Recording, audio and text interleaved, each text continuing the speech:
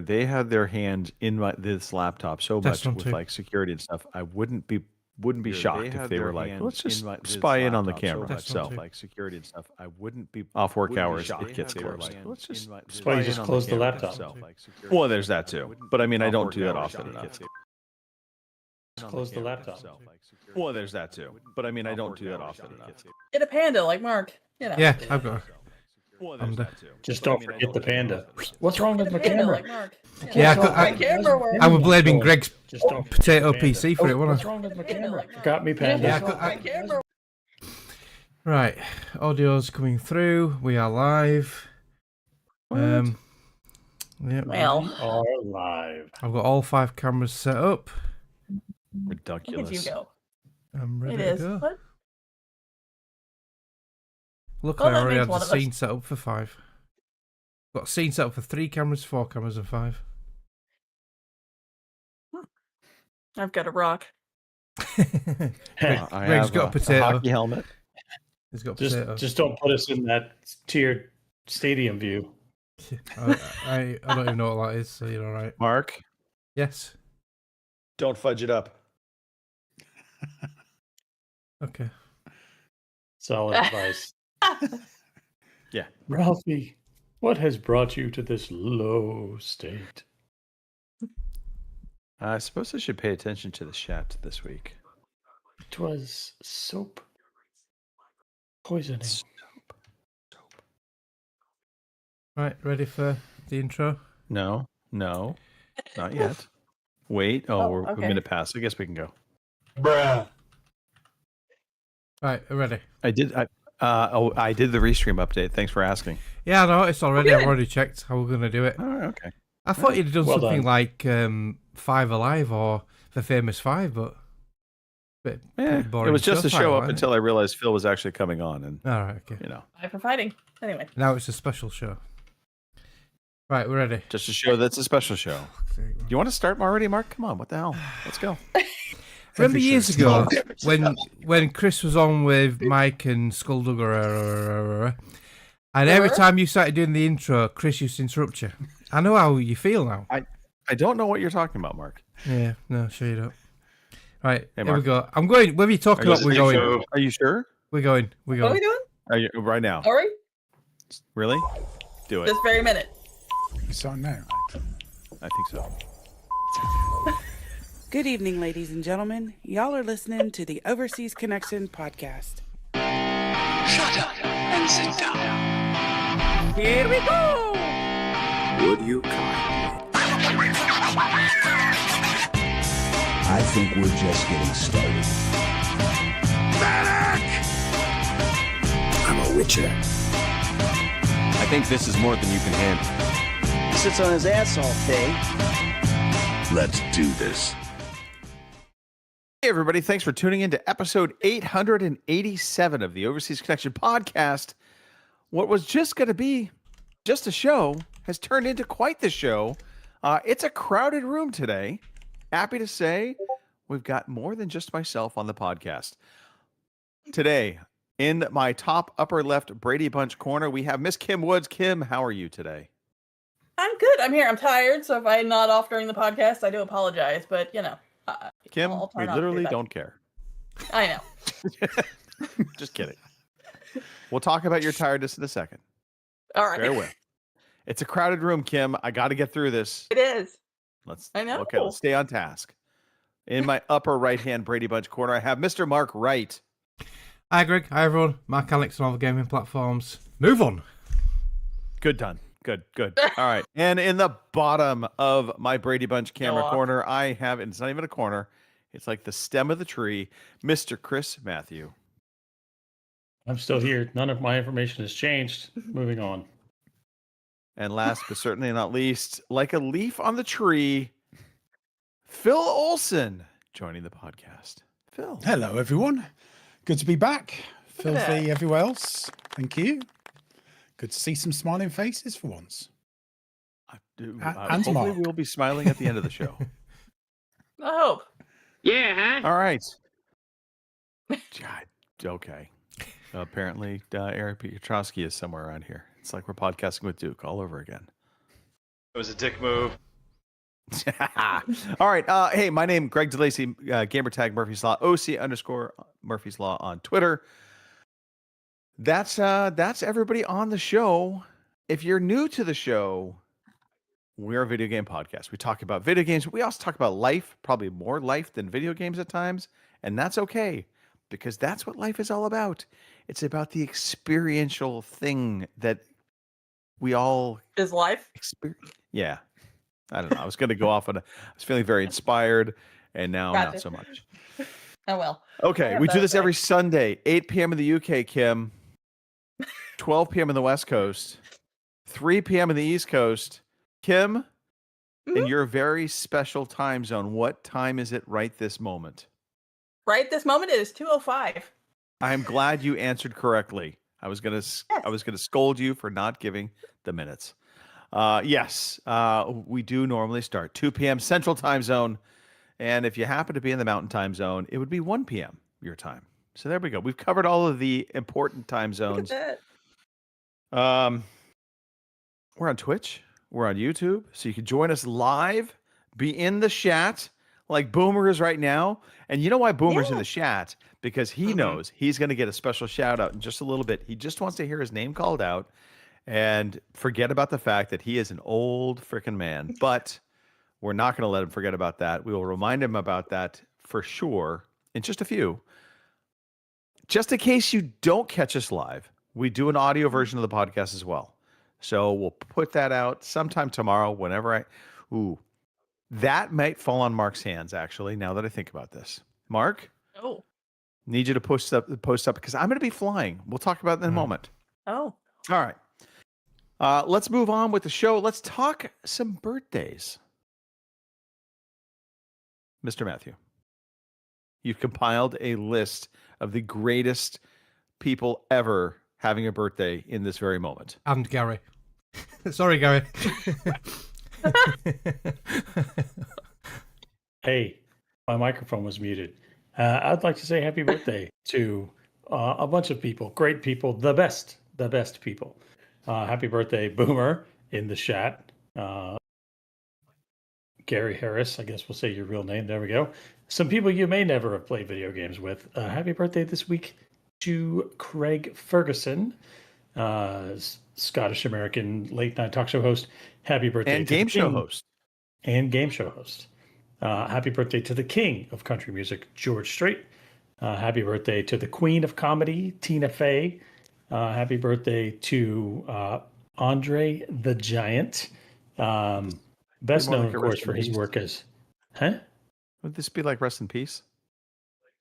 Isn't he passed? I mean, he is. But today, or this week, would have been his birthday. So, in memoriam, happy birthday to Andre the Giant. Better known as Fezzik. Mr. T rose to fame and Bride. Happy birthday to B.A. Baracus, Mr. T. And happy birthday to talk show host, game show host, sitcom star Drew Carey, who is turning 67 this week. Hey, so fun happy fact. birthday to all of you people. Fun fact. Fun fact. Drew Carey saw him live stand-up comedy back before he became famous at Rooster Teeth Feathers in Sunnyvale. Did a set there. He was the it was I still remember to this day after seeing him, and then I saw him on TV. I was like, holy crap, I've seen that guy live. It's that guy. Was he good? Was he funny? He was funny. He was funny. It's very I like funny. Drew Carey, so Yeah. yeah. Mark, do you have a... Happy birthday to you. Happy birthday to you. All right, there we go. The Asylum is running the show. Mark is like, I don't know what's going on. Yeah, no, Mark is spinning the decks, everybody, just in case the behind the scenes. of the YouTube camera thing. YouTube capture. Why's that not working? I'm not sure what we're talking about right now. I'm not either. I'm lost. Fair enough. You know what? We're going to talk some story time. Okay. Everyone here loves story time, our favorite time of the day. Just a well-oiled machine. We just keep chugging along. All right, let's talk some story time. Phil, you have not been on the longest, therefore you obviously have the least amount to talk about. But let's start off with you anyway. Thank you. Yes, I mean, I can't remember the last time I was on, but what's happened?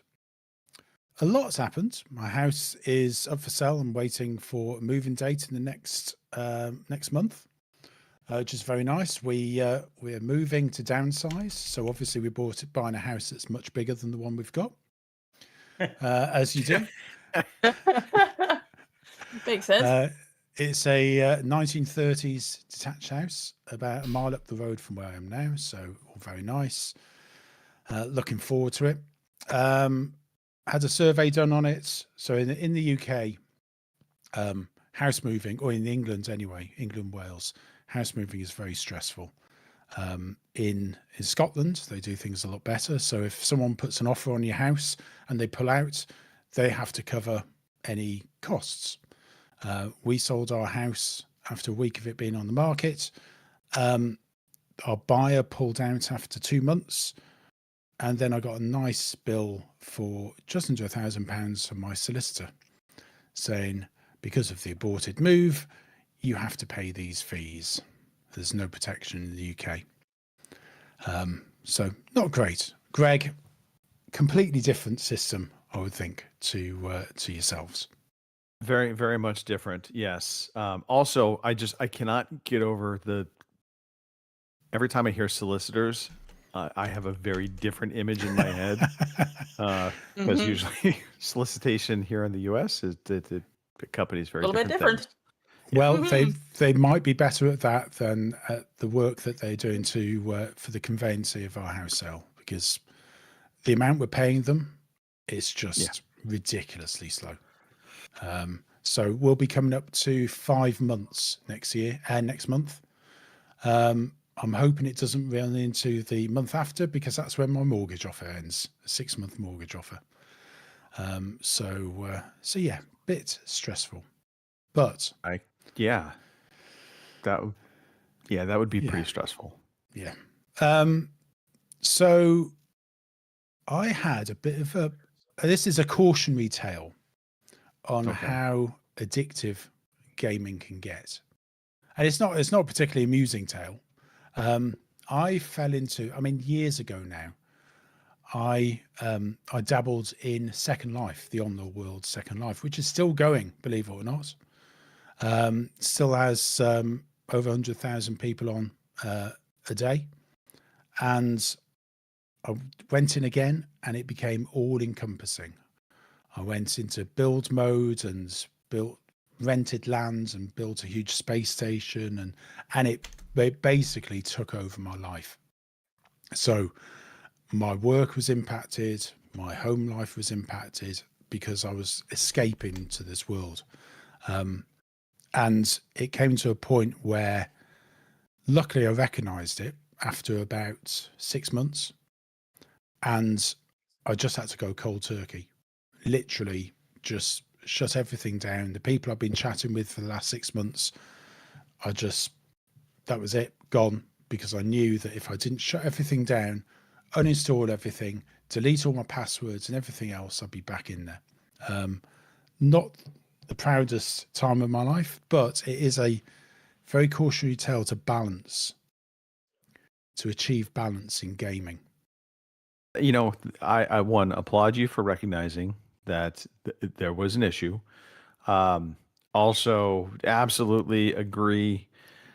Balance of gaming life is important. Family should always come first. That's a tough thing sometimes, because we are, as you mentioned, you're kind of you game to escape everyday life. Yeah.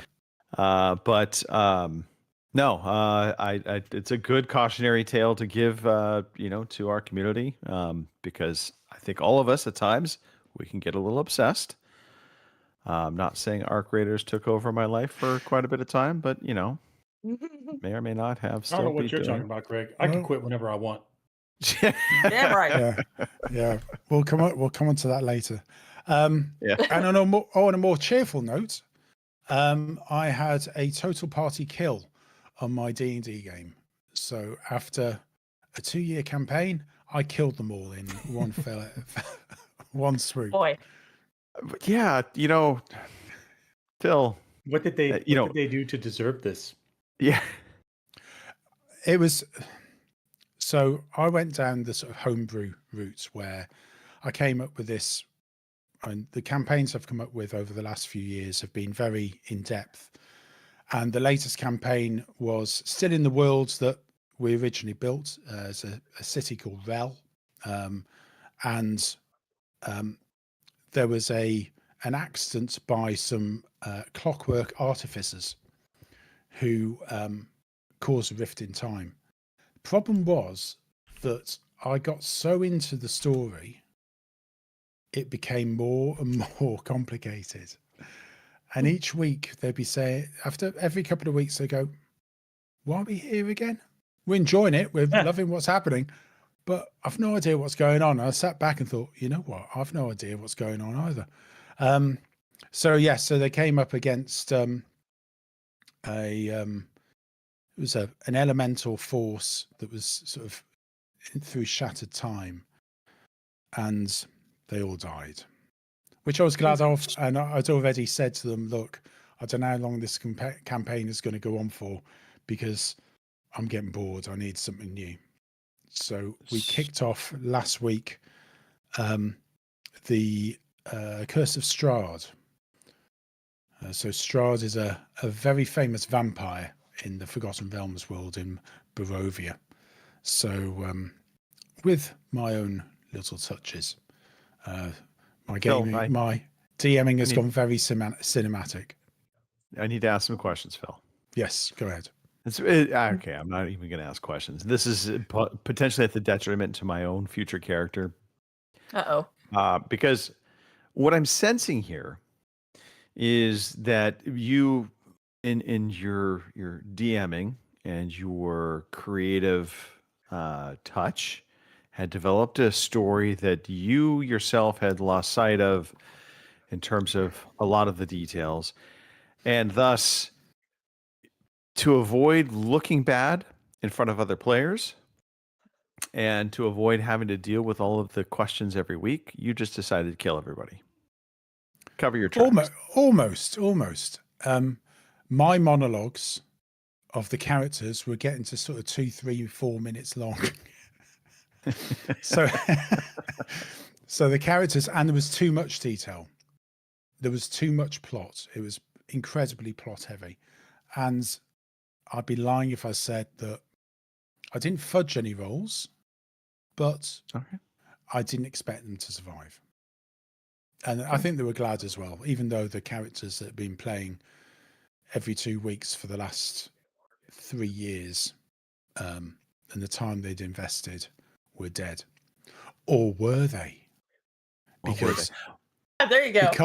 Because the closing scene, the epilogue, was these characters originally were orphans, and something has happened in their orphanage, and they were brought back together as adults. The epilogue was that they woke up and found themselves in the orphanage again, but didn't remember each other. And nice. This reminds me of the soap opera, the nighttime soap Dallas. Yeah. Yes. People died, and then they didn't. They had a shower. They were in the shower, walked out, and said, "What's going on?" But one of them remembered. Oh. You put them in a group shower? Yes. It was an orphanage, Greg. Still feels weird. All boys. That's what Greg took away from this. Yes. Yeah, sorry. Oh boy. I focus on the important things. Yeah. And one of them in their pack had that soap on a rope. Yes. Oh, anyway. Soap on the rope. It is timeless, for the record. It is. Okay. All right. That's Phil. Thank you for that. Enough trauma. No, that's good. I love it. By the way, if you need a character in our podcast D&D sessions to kill off the rest of our party, you can count on Traylon. The door is not closed. Let's just say. I will say that is one thing we've never managed to do is kill ourselves all off at the same time. We've got close a few times, but we've never managed to kill ourselves off. So my fireballs came close. Yes. Yeah. Very much so. Yes. All right. Where do we go from there? That was a great opening salvo, Phil.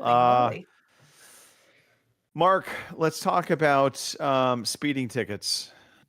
Yeah, so I did my speed awareness course last Monday. So 3 hours on a Zoom call with 9 other people and the guy taking the course. It was boring as hell. Don't speed, blah, blah, blah, don't speed, blah, blah, blah, all that crap. So, yeah. Yeah, what can I say? Did you ever ask the question, when is it okay to speed? Well, the first thing he says was, you all guys know what this is. And I said, yeah, it's a highway code. Something I hadn't read for 30 odd years. You went, you've got detention, see me after class. Thought, that's a good start, isn't it? So, how did you get away with the Zoom call when I did mine? Yeah, you have to. Yeah, I had to go. You have to go. Yeah, well, we do them online now. It's still the same price. It's still £100, but it's only a 3 hour Zoom call. Whereas I think when you go to a class, I think it's at least half a day, isn't it? Yeah. But yeah, I'm still annoyed about getting caught just doing a few mile an hour over, and they've reduced it to 20 mile an hour on that road. So, but it is what it is, isn't it? And everyone on that day, because I just followed the flow of traffic, everyone on that day got done. They must have zapped hundreds of drivers that morning. So. Yeah, that's the problem with those cameras, the speed trap cameras. Because in the U.S., you kind of have when you're on the highway, and I'm assuming you guys would be similar. I could be wrong, but if you're on a freeway or highway where, many people are speeding, the thing is, you never go faster than the flow of traffic, right? But if the couple of speeders, you match up a little bit to them, maybe not overtaking them, but, close-ish. You're usually in the clear. Yeah, but 20 mile an hour, it's like you're crawling. It doesn't feel right when you're used to doing 30 all the time. And there's a lot more 20 mile an hour roads in the UK now. Wales is even worse because Wales have made every road 20 mile an hour, where all ours are 30 in built up areas. But yeah, it doesn't feel like you're travelling fast enough to actually go anywhere. It's weird. It's a weird feeling. And I get it.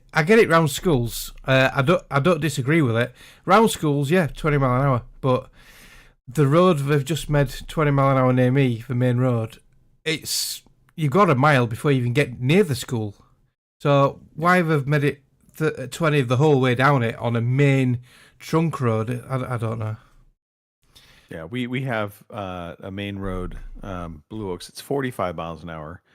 But there's a school there, and so when children are present, in school during school hours, it supposedly reduces down to 25. Yeah. And they have one of those flashing red signs that will tell you what your speed is, which honestly, I think it kind of encourages you to go faster because you're like, oh, what's my speed today? Yeah, it's a bit like Forza Horizon. You broke the record. Yeah, but the problem is every now and then that sign is like going off at 8 o'clock at night, and I'm just like, okay, there's nobody at the school. We don't need to pay attention to the speeds, the speed limit right now. Right. Anyway, what's the okay? So we know Mark got a ticket for going a couple miles over 20 miles an hour. Yeah. Speed racer. What is the fastest ticket you've ever gotten? Or maybe that is the first time. Over. That is the first time I have ever been done for speeding in all my 40 years of driving. Yeah, my first ever speeding ticket. Absolute boring, Mark. We don't want to hear from you again. I've had a red light ticket. That was about 20 years ago. I had to go to Manchester for a training course. I was late. I didn't know the area. I came up to a roundabout off a motorway. Didn't realise it had fucking traffic lights on and just went through. So, yeah. Because I was panicking I was late. So, yeah. But, yeah, that's the only time I've ever been done speeding. Okay. Kim? No seatbelt or no speeding tickets. I've got seatbelt tickets, but never a speeding ticket. So they've got some special cameras in the UK now, which can tell when you are on your mobile phone, if you're wearing a seatbelt, and if you're speeding. Yeah. Wow. Just a Yeah. country of tyranny. It's a country of Phil. money making scams. But if you speed too much in the UK, it's an automatic ban. Yeah. So if you're doing Right. double the speed limit, so if it's a 30 Right. and you're doing 60, it's an automatic ban. Or if you're on a Yeah, motorway, the limit's 70. If you do more than 100, it's caught straight away. There's no fixed penalty. Yeah. And then the Unless court you're can in ban it. Germany, I want to say it's like 3 points on your ticket automatically if you're double the speed limit. Mm-hmm. No, it's banned Oh, here. 3 points. But- okay. 3 points is nothing. It's got to be like at least 6. Hill, what's the? What have you had a speeding ticket? How fast were you going, or were you pulled over for speeding and didn't get a ticket? How fast were you going? no, I mean, the ticket I got was, I think I was doing 35 in a 30. When I was living in Germany, there's no speed limit. So 160 I got up to, Okay, all right, which was fun. Mr. Matthew. I have to 160. imagine something. The Corvette. Come on. 160 miles per hour or kilometers? Miles per hour. Oh, all right. Cooking. That's moving. So, the fastest speeding ticket I ever got was going 82 in a 60. And that one kind of sucked. And then about 15 years ago, I got a ticket for going 81 in a 65. And that one hurt bad because in the state of New York is another money grubbing institution, and so I got a speeding ticket, which was like $200, but because it was a 6-point instead of a 3-point ticket, I got an additional driver responsibility assessment fee for $300 tacked on. So it ended up being a $500 ticket. Ouch. And I was like, this is baloney. Which is why I will never be a permanent resident of the state of New York, because to heck with them. I think the state of New York would be okay if we gave the city of New York to New Jersey. Just the rest of the state's kind of chill. But anywho, yeah. The fastest I've ever driven, probably, let's see. Well, I got my Corvette on Talladega Speedway up to about 180 Wow. at a charity event. Okay. And then I don't know if I've ever driven over 100 miles an hour on a public road. But I have, yeah, I did take one of those 3-day, like come drive around our racetrack courses. And that was a lot of fun. The back straight was pretty short, so the fastest I could get up to on the back straight was about 145 miles per hour. Okay. Yeah. Back good in the fun. 90s, I used to have a Peugeot 405 SRI, which is a 2-litre injection. It was quite a nice car back then. And the fastest I got in that was 125 on our British motorways. So if I'd have been caught back then, that would have been a ban. Oh yeah, that's fastest I've been Straight in to my own jail. personal car. Yeah. Believe it or not. Allegedly, if jail. anyone's listening. Yeah, allegedly. Yeah, no, I think the fastest I've gotten up to on like public street, I was my Mustang going up to Tahoe, and I think we hit like 105. I've been pulled over multiple times for doing 80 plus, but ironically, never gotten a ticket out of those. All right. So Did you one flash your time I was guns, literally Greg? No, it was so the first time I was getting on the freeway, and so the flow of traffic was doing about 65, 70, and I just gunned it because I wanted to get ahead of the traffic as I was merging onto the freeway.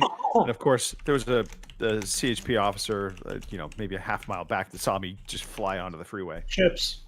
So he pulled me over, and then infamously coming back from Tahoe from skiing, sometimes you just kind of lose sense of speed when you've been skiing out on the slopes. And so I was flying along Highway 80, and CHP officer came in behind me, lights, on. I was getting a ticket. We're pulling over, and as we got into the shoulder of the highway, he turns his lights off and just went back on the freeway.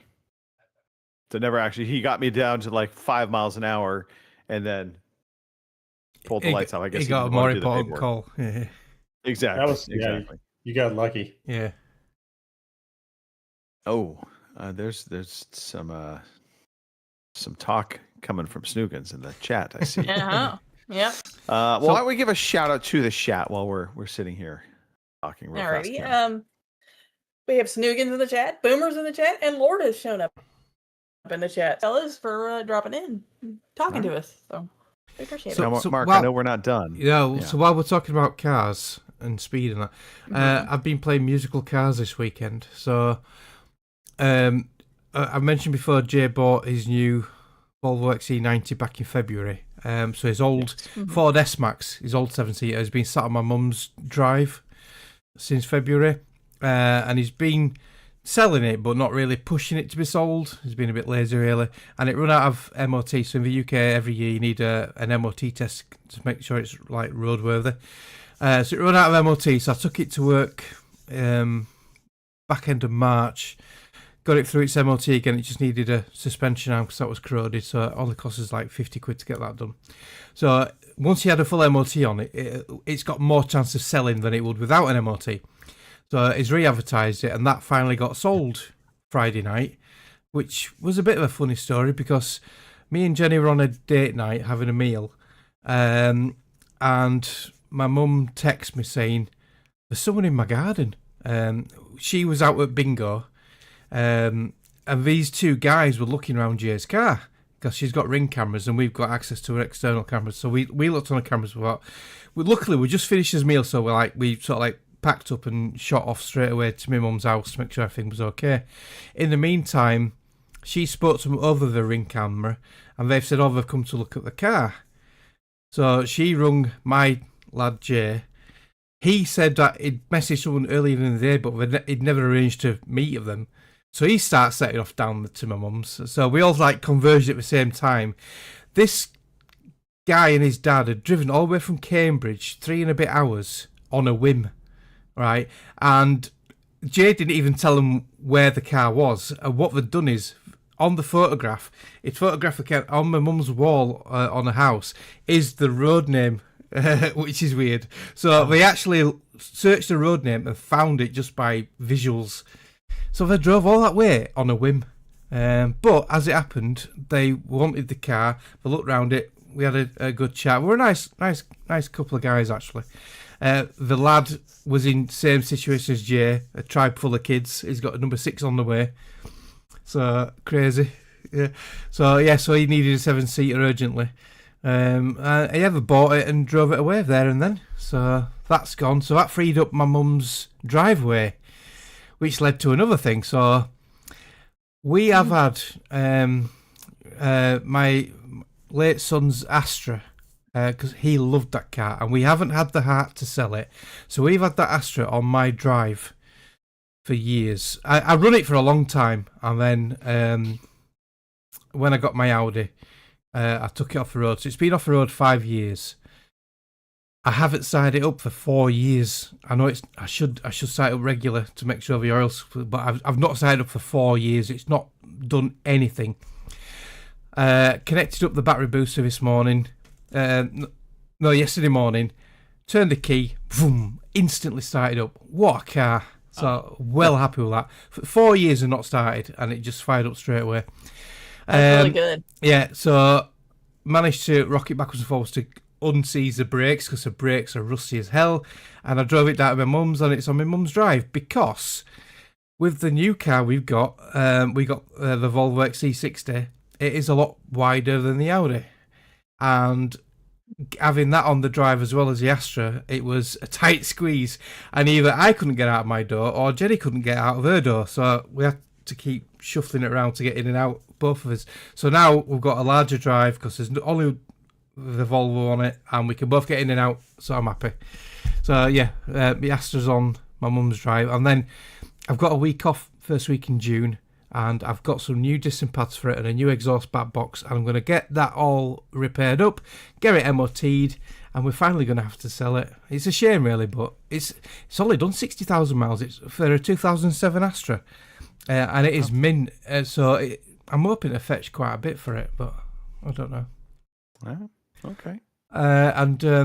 So my private plate I had on my Audi, I've had that transferred over now, and that is on the Volvo. That was done again yesterday. So I got my private plate on my Volvo, so all happy. Real quickly, private plate, is it Marcanix? No, I wish. No, unless you've got hundreds of thousands of pounds, your private plates are quite rudimentary in the UK. If you want something what spells something out properly, then you've got to pay a lot of money. So no, it's actually mine and Jenny's initials, so it's JW, and then a couple of numbers, and then MAW. So Jenny and my mate. So yeah, it's quite cool. Wait, well, okay, hold on a second. I need to understand this. So you're paying money so you can just include a couple of letters into a plate with other random numbers. Yeah. Well, no, I picked the numbers. I don't want to say out on stream what my registration number is, do I? That's your PIN code, isn't it? Yeah, so 69. Yeah. So normally the UK registration numbers is 2 letters, which denotes where it was registered in the UK. You got 2 numbers, which is the year of registration. So my Volvo is 667, so that's between September 2017 to March 2018, and mine's a 2018 car. And then you've got 3 random letters.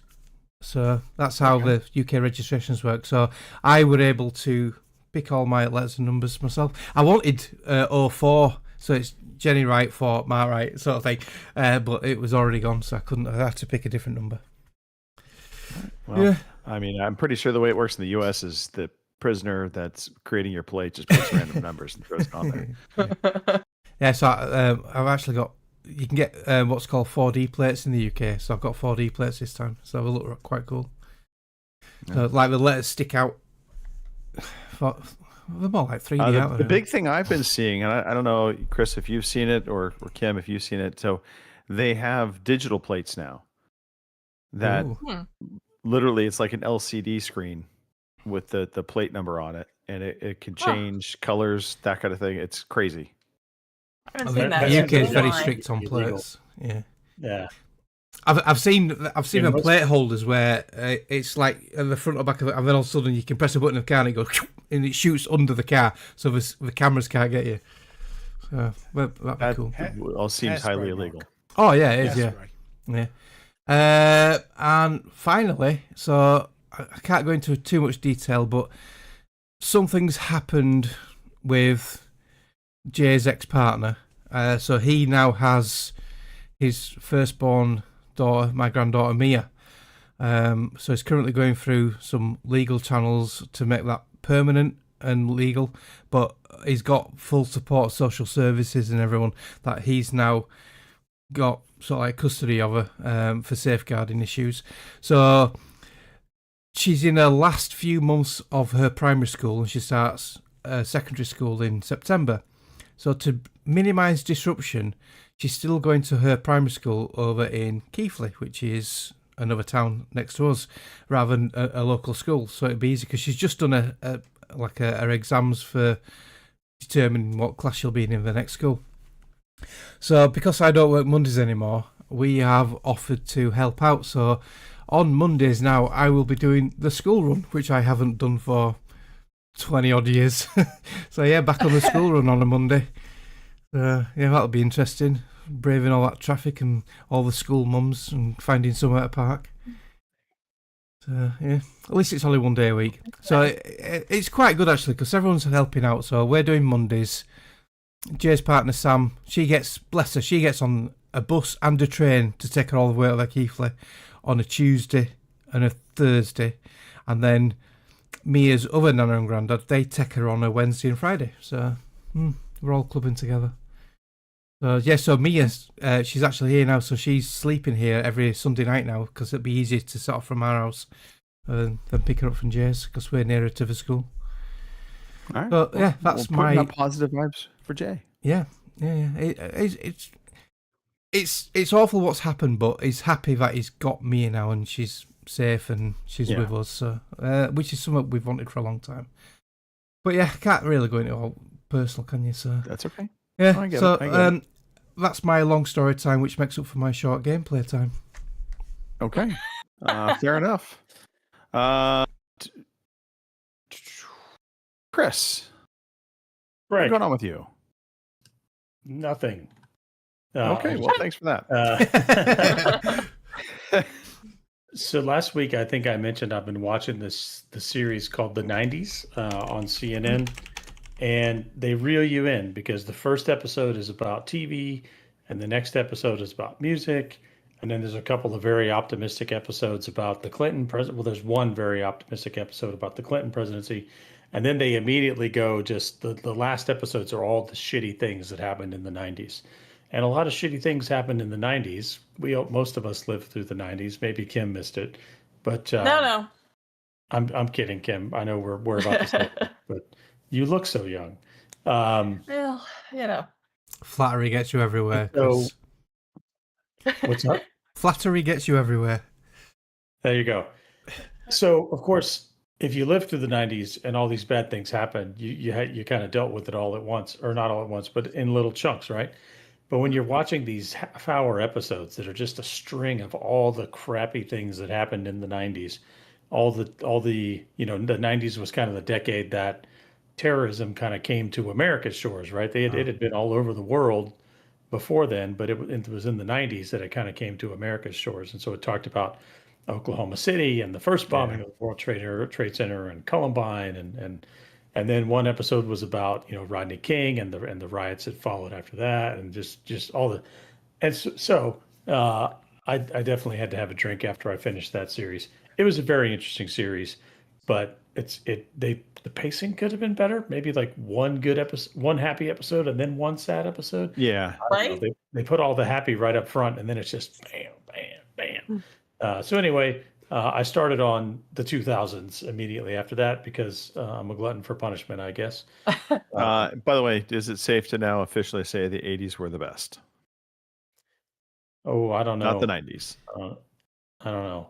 The 80s, No? we wore some ridiculous clothes in the 80s. If you No, think, I love that the you're thinking 80s. 70s.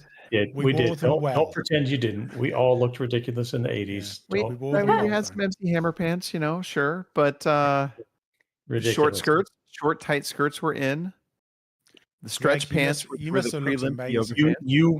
You wore short tight Short skirts, tights. right? That was your thing? As a matter of fact, for a Halloween, yes, I did actually at one point have it was a full-on latex skirt.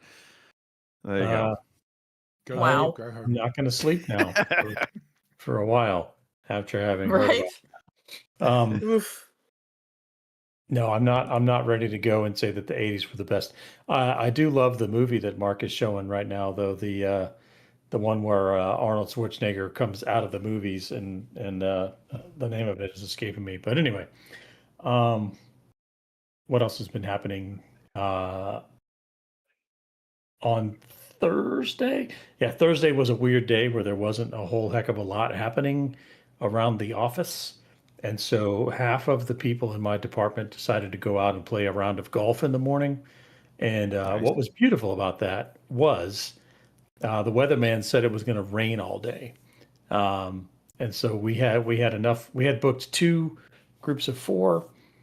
And when we got there, we had the golf course to ourselves. There was nobody else there. So we basically just picked up the phone and started calling people. And we're like, if you can get here, like we got the course to ourselves. And so we ended up with 10 or 12 people out there just having a good old time. That's awesome. Having breakfast beers and hitting golf balls in the woods. It's great. It's a great way to pass away the morning. Oh, I and then look, I love playing golf. Whether it's with a large group of people or just a couple people, you always have fun. Even when you're like having, at least for me, even when my game is not terribly great, still having fun. The problem is, okay, golf. it just eats up the day. It's like you're done. It's like, holy crap! It's getting up at like 1 o'clock. Your morning's gone. Yeah. I was keeping a live count in the Helldivers chat about how many golf balls I lost, which ended up being 7. So that's a good day for me. I only lost 7. That's not bad. And no poison ivy or poison oak. No poison ivy this time. Probably why I lost 7 golf balls is because I did not go in the woods looking for any of them. I was like, you know what? I bought the cheapest golf balls I could find. They were less than $1 a piece, and I'm not going to get poison ivy for 75 cents. I'm just not going to do There it. you go. Yeah. That's it. So there we go. And then the last little tail. I turned in the last. Well, I say I turned in the last of my Army gear that I still had, although I didn't actually have it. There was one item on my record that was issued to me back in 2004. I was like, no idea where this thing is. It's a rucksack. No idea where it is. And so I went to the turn in, and he's like, "You're just turning in a rucksack?" I was like, "Funny story, I'm not." And they just wrote it off. They're like, "Whatever. We don't even use that piece of equipment anymore." So they just wrote it off. And so I'm done. Army hand receipt is cleared. One more step towards moving to civilian life. Now, I need to ask the question. You have stated you turned in all Army gear. However, we know you kept something. What did you keep? What Army gear or Army related thing is still in your possession? His wife. Oh, I got all kinds of Army related. I got all kinds of Army related things, but all the pieces that Uncle Sam was expecting back from me have all been turned in. Somewhere I've still got my my Kevlar helmet that for some reason wasn't on my record. I was like, well, I guess this is mine now. And you know, my uniforms, Army officers are required to purchase their own uniforms, so I still have all of those because I own them. Just the rucksack. Just the rucksack. So I had a whole bunch of other stuff that I had turned in previously. And this one thing, I was like, I don't have that. Just leave it on my record and we'll deal with it later. And so 22 years later, they're like, yeah, never mind. We don't You're going to Leavenworth for a rucksack. There you go. Because it was old enough that it's obsolete equipment. They've gone to like 2 more versions of the rucksack since I got issued that. They can't even use it. Anyway, yeah. So I'm happy about that. There's a part of me that wants to make some political Afghanistan equipment jokes, but I'm not going to. I'm going to be nice. I'm going to move on. Not to piss anybody off. Kim, let's talk about your dad. Well, I don't know. That might piss somebody off. But anyway, my dad's doing good. He's had a little more pain, I think, this last week than he had the week before. But I think that's kind of to be expected. I think some of it's his nerves. You know, the nerves in his hands, because they did have to cut into it pretty good. So I think some of it's just his nerves reacting to, oh, hey, you know, we got sliced on. But he does go back this Tuesday. Where hopefully it was supposed to be having stitches removed, but you know how that is.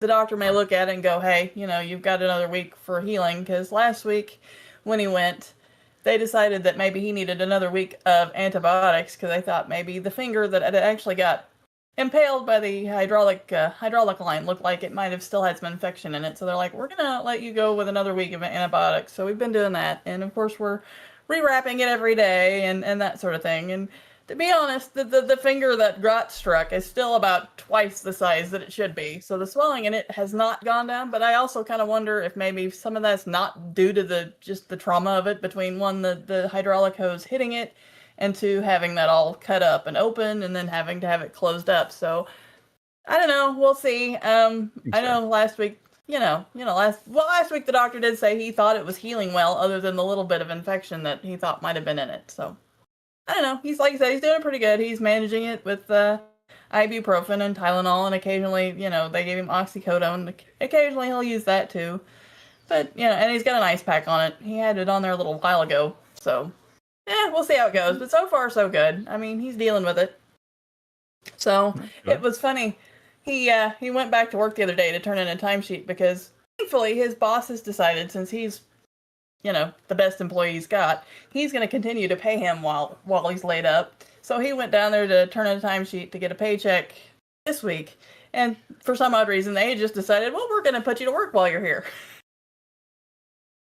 Break, and they had You're healthy enough to turn in a timesheet, Kim. Clearly, you can work. Yeah, right. You can work, right? So they put him to work down there. They had some silage they were trying to get raked out of a wagon, and honestly, it wasn't anything too much that he could do. And let's face it, my dad is 75 years old and has worked since he was probably a small, tiny child. So trying to get this man not to do anything is futile.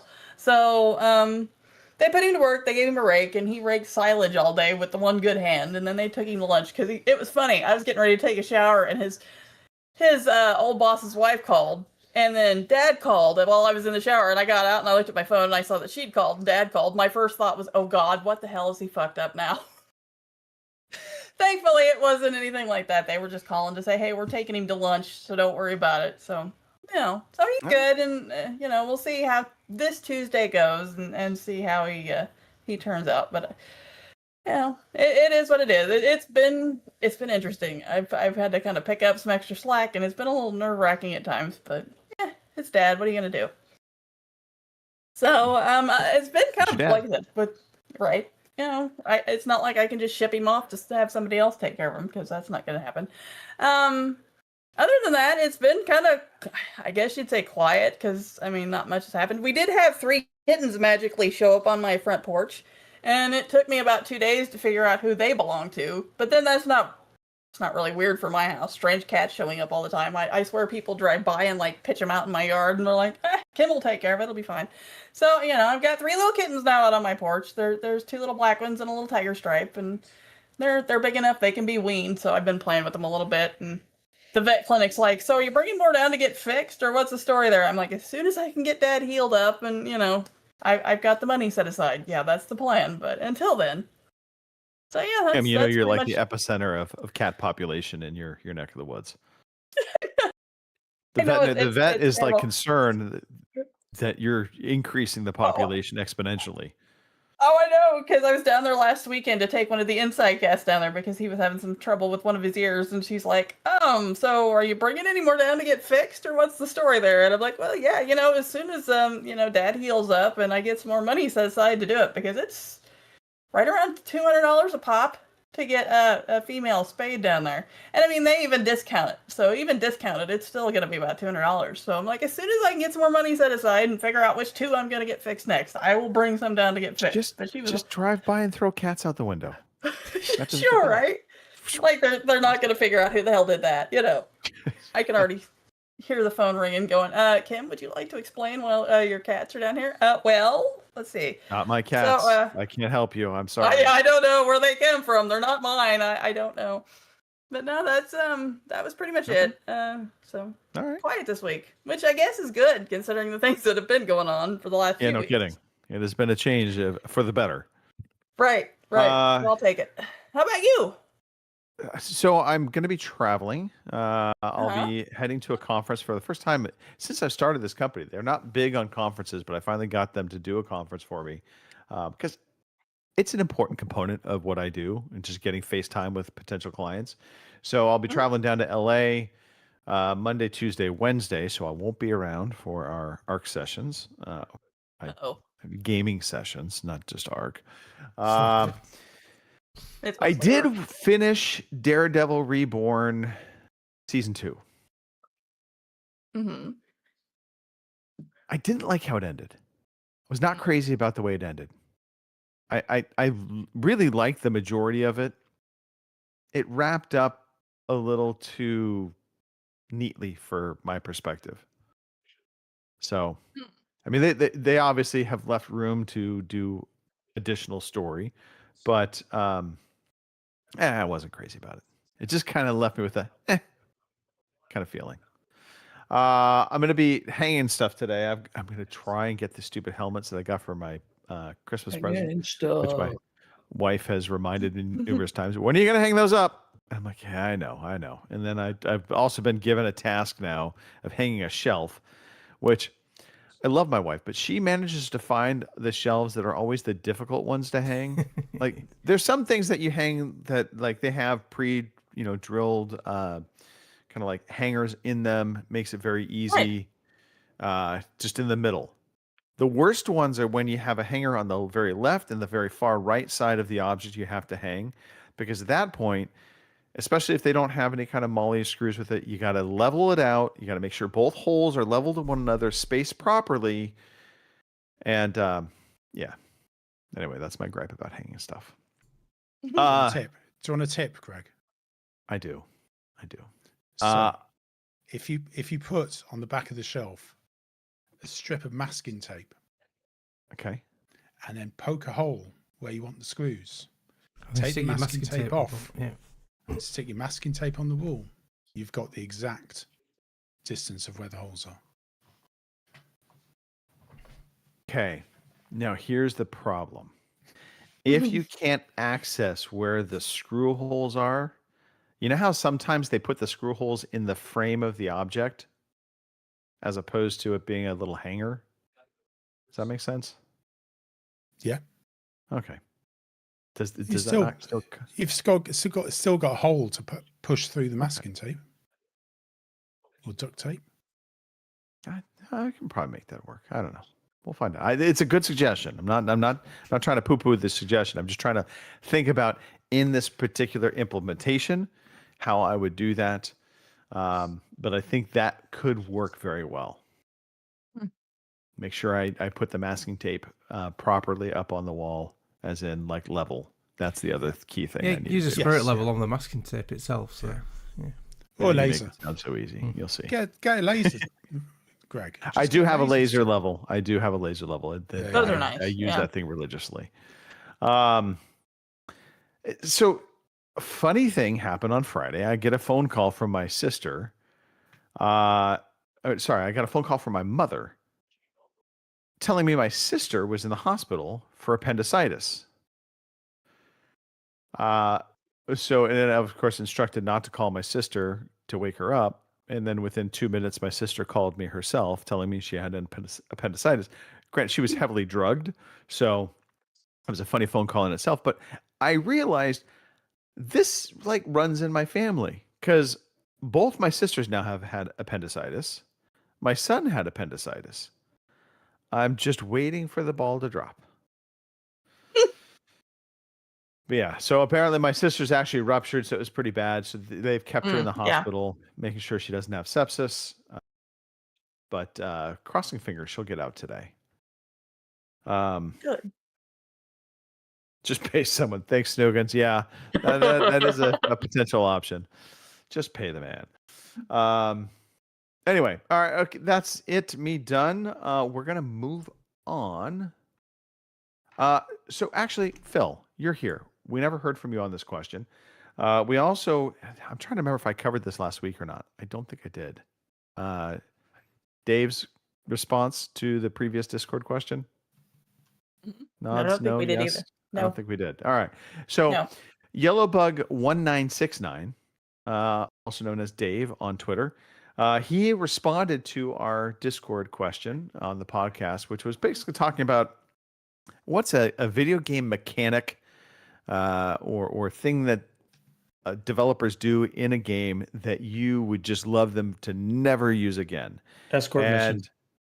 I'm sorry? Yeah, definitely escort missions. Escort missions. Escort missions, yes. That Definitely. was definitely one that got mentioned when we were talking about this. Dave posted up, he said, a mechanic that devs can fuck off with is enemies auto-leveling with you. If a mission is unlocked as level 5 and I'm struggling, it should stay as level 5 until completed. I don't expect to hit level 10 and return to only find the mission has also increased to level 10. Absolutely agree. I do hate that. RPGs love to do that, and it's a dumb mechanic. I want my grindy level to stay a grindy level. Come back to an easy place every now and then. Yeah. Phil, putting you on the spot. Arc rats shooting me in the back. Shouldn't be allowed. Bastards. When they come over and say, friendly, don't shoot, don't shoot. And I go, yeah, don't shoot. And I keep an eye on them and I turn my back and boom, bastards. And that's me. That's me in PvP. Sorry, PvE. Right. We had a couple, didn't we, on Friday night with Lewis? And yeah. I was on the opposite side of the extraction area. And they said to Greg and Lewis, oh, yeah, we're friendly. Then we started shooting at them. What we didn't know was I was on the opposite side, so I just took one of them out, and then Lewis managed to set the other one out. And then they say, no, what did you shoot us for? So yeah, by the way, I was sent a direct message by one of those guys. He's like, you suck. Oh, that one, or the beach one. Oh, the beach one. It was the beach one. Oh, that was with Jay, wasn't it? Yeah. Yeah. They shot us first and then claimed we only had 3 loadouts and we didn't have any gear. We killed all 3 of them. And they had loads of shit in there. Well, yeah, one guy in particular, he was running a free loadout, but he magically had basically 3 4 different augments. Yeah. In his, so he's obviously in his killed backpack. 4 raiders, hasn't he? So you don't find them in the field, do you? You can only get them by killing a raider. So they've killed quite a few people. Sneaky. Yeah, I would love Arc Raiders to put some kind of system that would like identify somebody as maybe they lean PvP. It's part of the game, and so I don't want the mechanic to totally go away because the tension is part of what is exciting. But especially for the rats, Well, they did it in the Division. Yeah, if you kill so many people, unprovoked, think you had a bounty on you and you got a red skull above your head, and you were shown on the map as well. Yeah, that would be brilliant. I could go for that, or at least within so many feet of an extraction, if you kill somebody, you get marked on the map, like you can see them clearly. Right. That'd be nice. Anyway, all right. Thank you for that, Phil. Appreciate that. Let's move on. You waiting for me? Yeah. Today I feel like playing computer games. It's a well-oiled machine. That wasn't me either. Podcast. All right. We're mid-month, so we're not going to talk about the games we get for free because we pay for them, Kim. We are going to just dive into the games we have been playing. Now, Kim, I know not a lot has been going on your side. True. But I did play a game. You did play a game. I did. And I played quite a few hours of it, believe it or not. And that game would be Vampire Crawlers. So, because honestly, that's all I had the bandwidth for this week, was something that I could fire up. I could hit one button to throw all the cards out there and, kill the bad guys. That worked for me. So, I fired it up. Actually, I fired it the first time up after the show last Sunday and played it for about 2 hours. And then I fired it up yesterday and probably played for another, 4 or 5 hours anyway. So, I've got several hours in it, unlocking relics, and they call the vampires, I guess, that you use to attack the other things. They call those crawlers. So I've unlocked all the crawlers yet, but I've got quite a stable of them right now, and I haven't unlocked all the relics yet. But I'm still having a good time with it. Still enjoying it. So yeah, and it's on Game Pass.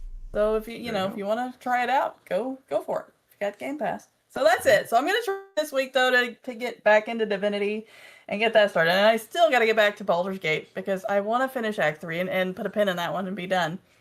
So we'll see how it goes. You'll never be done with it, Kim. You'll never be done with it. Oh, I know. I'll still always have playthroughs going. So, I'll always be able to jump back into it at some point. So. All right.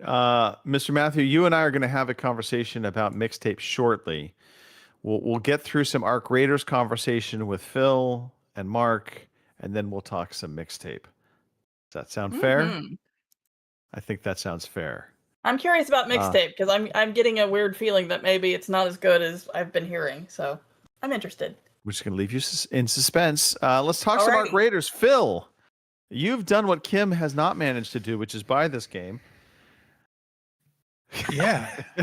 So I've been putting it off for ages, and lots of different things have got in the way, and I just haven't had my gaming, proper gaming mojo. And my Xbox has not been switched on at all, I don't think. I think I had one game of Arc Raiders on it, but it hasn't been switched on in a long time. So mainly PC and VR. But I thought Arc Raiders was on sale. I think it was £20. Right. I thought, well, people have been going on about it. I'll give it a go.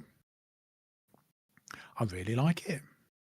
It definitely feels like a bit the feeling I get playing it is like when I play The Division. Yeah. So that extraction, sort of watching your back, but also enemies around. Graphically, it looks and the sound is fantastic. Absolutely love it. Love the feel of it. The leveling up. Incredibly frustrating sometimes trying to find the individual items. Trying to find a toaster at the moment. Which is let us know, Phil. We find toasters like they're candy these days. God. It's just crazy. And I've been playing solo, so I haven't managed to play with any of you guys yet. But yeah, it's incredibly frustrating, especially when I've been on a sort of a run of 3 or 4 missions and done really well, and I'm getting overconfident, and then I get mobbed not by other players but by Ark. So when you're solo, that is so easy to get mobbed by it. yeah. Yeah. So there's a they're spotters. I can't remember the name of them. Snitch. Snitch. Where they drop a hornet and 2 wasps. Yes. Yeah. But I've took out a Bastion the other day on my own. And I think I've just reached level 21. So Nice. That's good. it's really frustrating though when you go in and you lose everything. And it's a There's similar no worse feeling. feeling. There's no worse Yeah. feeling. I remember when I used to play Sea of Thieves a lot, where you'd spend a couple of hours gathering loot and gold and everything else, and then someone would come around and sink your ship and you'd lose everything. And you just have to have the same mentality that it's a game and you'll get all that stuff back the next round or whatever. So yeah, having the free loadouts and the various different things, still learning a lot. I find that it doesn't teach you everything very well. No. No. So a lot of it is experiencing it. Yes, yeah. So you are having to learn it the hard way. Does anyone else get to see my chicken? No. No. That's really I knew, have you put a hat on your cock? I knew Kim was going to laugh at that. Well, I'm just wondering if it's worth me spending credits for a hat on my. I do not believe chicken. anybody else will see your hatted cock. I've got a hat on my cock. So and my chicken. So I've pretty much unlocked all of the Kim's gone. the medic outfit. So and now moving on to some of the others. By the way, my favorite part of this conversation is just watching Chris shaking his head and being like these juvenile jokes. So while you're on about losing the loot, but it's only a game, a streamer once sort of like gave a good analogy of it. So every weapon and item in the game, you're just borrowing, and then you lose it, and someone else has got it. And then it's not yours. Yeah, and then you get something else. Yeah, so everything's borrowed in the game. And that's the Sea of Thieves mentality. It's not your gold until you've banked it. Yeah. So I would disagree with that analogy though, because to me, you're crafting things, you're upgrading your weapons. You do take ownership of these items. Oh yeah, and that's I think what makes it hurt so much when you lose it. Especially early in the game, you get a really good gun, you upgrade it, you're excited about it, you go on a couple missions, you have success, and then lo and behold, you could either die from another raider or die from the Ark. Yeah. But just knowing it's just left there on the battlefield to potentially be found by somebody else or never be seen again, just it hurts, but it in a good way. Yeah, I got my first Toro. I think that's the shotgun. Uh-huh. And I've initially I was like, I don't need a shotgun. I've got all these other weapons. I absolutely love it. I just run around with that all the time now, and a Ferro, which is the rifle. I haven't got anything more advanced than that at the moment, but yeah, it's really good. The missions are frustrating sometimes when you've got to do all in one. In one round. All in one, yeah. All in one round, and you've got to traverse the map a few times. Yep. But yeah, the maps are great. They seem to be releasing stuff. I know they're moving to a 6-monthly release soon, but there's plenty of stuff there. And in the 6 months, by the way, it's for major updates, so they're still going to be doing updates. Stuff, It just will be the major updates don't come till every 6 months. And the trials will still be weekly, won't they, I presume? Yeah. Yep. So talking of trials, we've 3-starred every trial this week, haven't we, Greg? That's the first time I've ever done that. Bunch of overachievers. Yeah. We definitely put in our work. I'm looking forward to. I am really looking forward to getting some games in with you guys. As are we. I tried to invite you to a game this morning, just for the record. I'm just saying. Yeah, I know. I was burning things. Yeah, you were burning things. I was. Myself, I was only on for early morning hours. And it's always funny when I get on or late at night, and I'm like trying to be as quiet as possible. Because where I game, it's out in our family room, but my son's room's not that far away, so I can't get overly loud out of fear of waking him up. Because once he wakes up, he never wants to go back to sleep. So I'm like, I'm just here playing some games, Phil, if you want to come join me.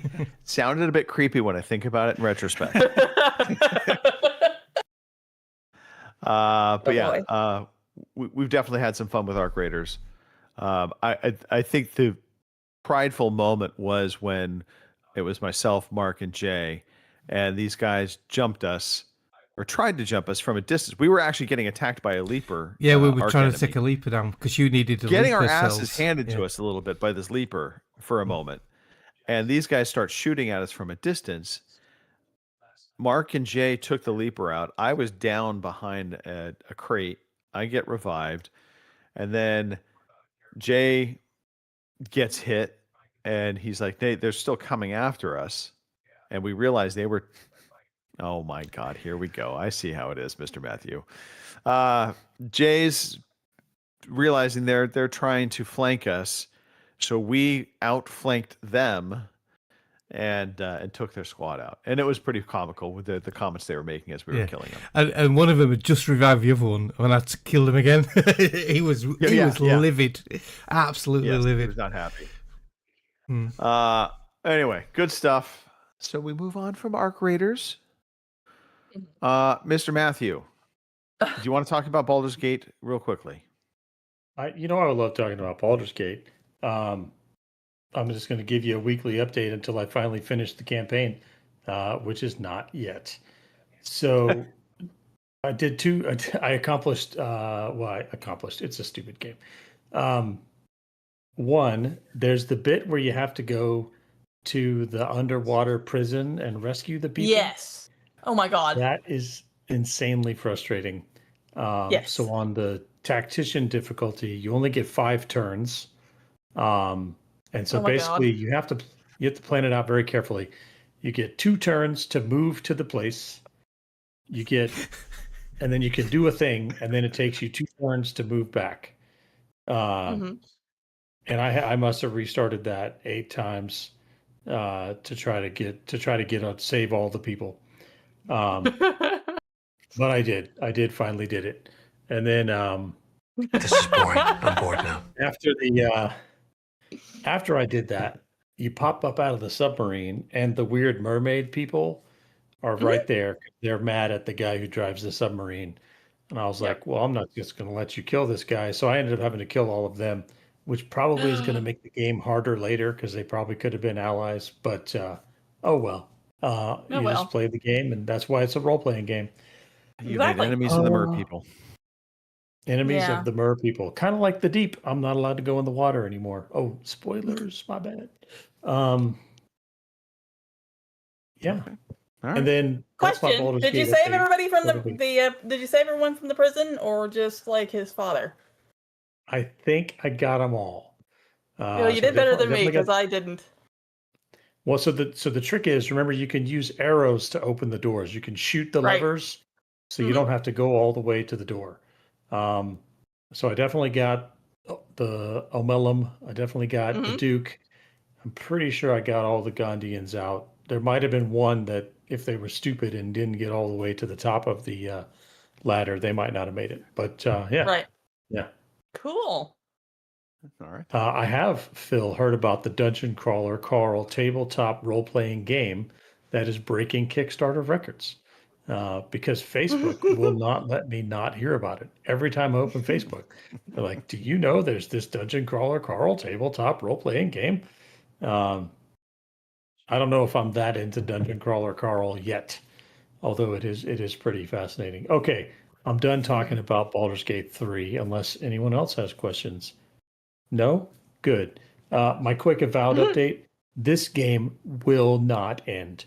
It seems like I've been at the end for like a week. They're like, okay, we've done everything. We got to go find Sepadol now. And I'm like, all right, cool, let's do it. And they're like, hey, we got to go find Sep. And every time it's like, let's make camp and talk about it. Shut up. Let's just go do the thing. They're trying to do what they're trying to do is at the end of Mass Effect 3, if you've played it right and most of the companions are still alive, each companion gets a little scene where you kind of bid farewell to them, kind of close it out, right? But that was if you played those games and experienced everything that they had, that was probably 150 to 200 hours worth of content, right? And so you understood why Shepard had a relationship with these people. As far as this game is concerned, like I just met these people like yesterday, and it's like, no, like we got to go do this thing. You want to come do this thing, or you don't want to come do this thing? And so it just isn't quite working. But maybe I'm almost done. I don't know. We'll find out. Hopefully soon. Awesome. All right, that's my rant. You'll be off that game. I have a feeling it's not the only rant you're going to have. Let's talk mixtape. Well, let's talk mixtape. So you go first. I don't have a lot to say about mixtape. I was optimistic about it, and it disappointed me very quickly. So I start off very positive with this game. In that opening bits, I was like, okay, I get the gist of what this game is trying to go for, which is giving a bit of a retro look at, I'll call it the 90s, teenage youth 90s era. It looks like the way the grunge people dressed in the 90s. Yeah. Well, and that's this is where my first niggle happened, which is okay. So within the 90s era, you had, all different archetypes of teenagers, right? But this game, it kind of perpetuates itself as being a flashback to the 90s for everybody. But really, this is a flashback to the 90s if you were a dirtbag. Grunge. Teenage dirtbag might be harsh. Teenage dirtbag. Yeah. Dirtbag. Yeah. Yeah. If you were a skater. I can't play the song, so we'll get a copyright strike. Skater. And so the way these kids talk, I just want to punch them. Honestly. Because even back in the 90s, I would have wanted to punch them. So I didn't connect with the characters, although the writing and the dialogue is good. It just isn't a reflection of my 90s, or I'm imagining Chris's 90s or Kim's 90s, or heaven forbid, Mark and Phil, you were alive in the 90s, right? So Phil was already of legal drinking age. It just I was. By a long way. Yeah. But so I don't connect to it in that respect. The music is hit and miss for me. It's all good music, but I don't. It does, like, I would say a good 2/3 of the music tracks I've listened to so far, I do not relate to at all. It's music I've never heard, so I'm kind of like, okay, you promised. There's a promise of certain types of music, from a lot of the previews and stuff. And yeah, I just wasn't hearing it. So I'm like, okay. And then, Chris, I don't know how you feel about the game, but to me, it's not a game. This is like a 90s experience. So I went into it. So I don't know what was oh man. Robin Tate had recommended this game like 3 years ago. The name of it is escaping me. And basically, all you had to say is Robin Tate recommended. I already know this is no, because it was so much fun. Basically, the game was you just walked from the left side of the screen to the right, and the whole time you were playing an electric guitar, and there wasn't really much game to it. Yeah. It was like Artful Escape or something. Yes. Yeah. The Artful Escape. That's it. And so he was raving about that game on the podcast. It was a good game. I played it. Let me go check this out. And it wasn't very long, but it was neat. There wasn't a lot of game to it, but it was just neat. Visually, it was neat. The story was kind of out there, but I was like, all right, I'm kind of along for this ride. And so I was kind of expecting that experience again. And so the skateboarding bit, I was like, all right, this is cool. We're skateboarding. We're listening to some music. But as soon as we got into the room of the main character and we're like, look at this thing. Look at this thing. And then we have the flashback and there's the bit where I had my first kiss to this song and you're like controlling the one character's tongue. And that was it. I turned the game off. I was like, this is not for me. For the record, you control both tongues. Oh, and it is comical because basically it's the first French kiss, and I have to admit I laughed because I was like, you know what, this is probably pretty accurate to how that all goes down, because there's a lot of flicking, and then you get to a point where you find that like rhythm. I hate to say it that way, but and then suddenly it's like, okay, enough of this, and it stops.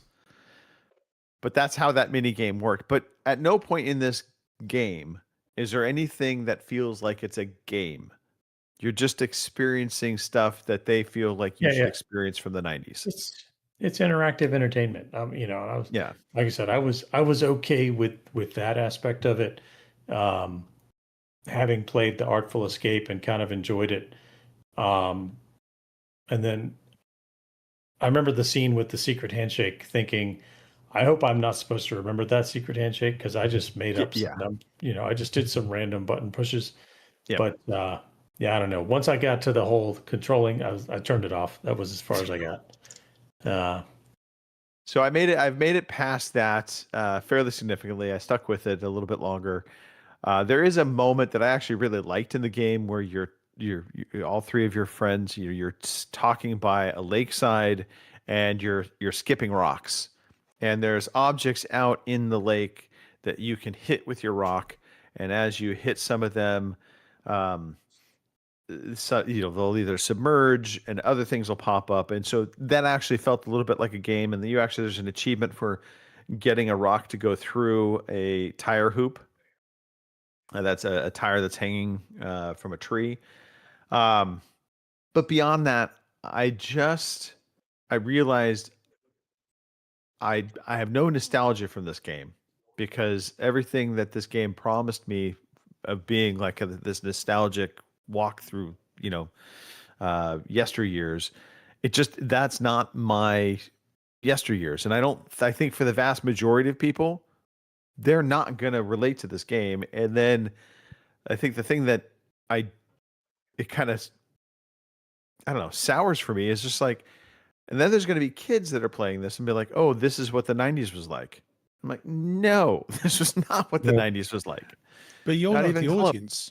You're not from what I've seen, Greg, I don't think you're the audience. I don't think we're the audience for this game. It's a romanticized 90s, vision that kids of today possibly see that romanticized 90s. How the 90s was a time of, emerging music, all that sort of grungy music's coming back. Yeah. Maybe we're not the audience for this. But so again, to my point though, I think it's a disingenuous look at what the 90s was. And I actually think we are supposedly the audience for this because I do feel like this is a love letter, if you will, to the 90s for the Gen X population, but it's a very small slice of what the 90s was. Anyway, so long story short, I'm not gonna be playing it any further either. I tapped out once I got past. I went into another skateboarding scene, and the skateboarding stuff can be fun, but it can control a little bit wonky, and you pretty much can't die. There's nothing, you never fail at something, or even if you fail at something, it just resets real fast. So anyway, Mixtape. You can't. Eh, You can't die. you can't die. You can't die. Newsflash, we're all gonna die. Because we Someday. have a quiz. Oh dear. We have a quiz. It's time for the quiz. Yeah, you know Hey. what? Too bad. All right. Welcome, Phil, to the quiz. I'm happy that you're here. Since Phil is the guest this week, we're going to let Phil choose the order of play. So, Phil, of the four hosts, who's going first? Greg, say Greg. Greg, say Greg. Jerk. Let's try Greg. Just All right, name Greg is popped up into my first. head. Who's going second? Mark can go second. Oh, bollocks. Mark is going second. Would you like to go last or third, Phil? I'll go last so I can work out. All right, Kim Kim can go in the third. third spot. Phil in spot number 4. We do rotate every round, so it'll be okay. Hopefully, if anybody's left, please play along in the chat. We're not talking about controlling tongues and Greg's French kissing memories anymore. Thank God. Okay, so there is a theme to this week's quiz. I think you'll be able to work it out. I have French not kissing. put a hint in the. I have not put a Not the hint in the show hantavirus? notes, however. So it is not the hantavirus. Damn it. But there is a theme to this week's quiz, and it does have to do with a very important thing that happened around this time in the past. So here we go. Up first, we have Ace Combat 7. I forgot the subtitle of Ace Combat 7. I think it might have just been Ace Combat 7. Skies Unknown. There it is. The subtitle is Skies Unknown. Ace Combat 7, Skies Unknown, released in 2019. And we want to know about the PlayStation 4 version. Greg. I used to love the Ace Combat games. And over time, I fell off of them. Much like a lot of driving simulator games, it felt like there was no real evolution to what you were doing. But I know there is a fan base for this type of game. They always look pretty. The stories typically are fairly generic, dumb. That's 83. Greg says 83. Mark? I think these are quite well received. I think I bought number 6 on the Xbox and hardly ever played it, but they are good. They graphically were good. I'm gonna say 84. Mark says 84. Kim? I'm gonna say 82. Kim says 82. And rounding out the first round, Phil, the last word is to you. It got quite tired after a while. I'm going to say 79.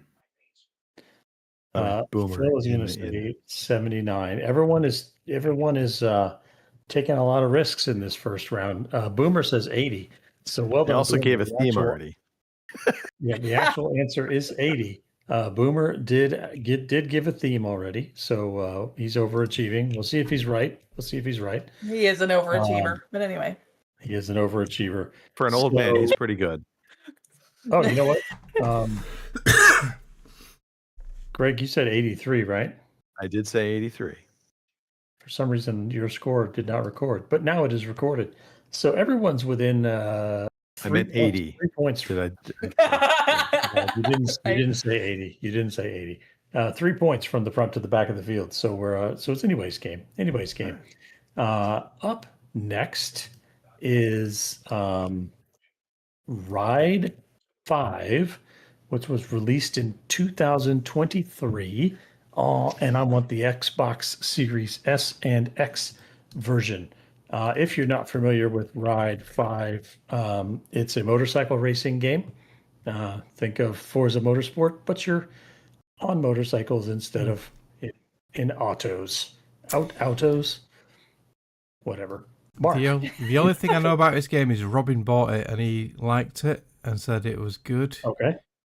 But he also liked Alien Colonial Marine, so that means naff, doesn't it, Greg? Yeah. Fair play. Absolutely fair, Mark. And the Artful Escape. I'm gonna say 77.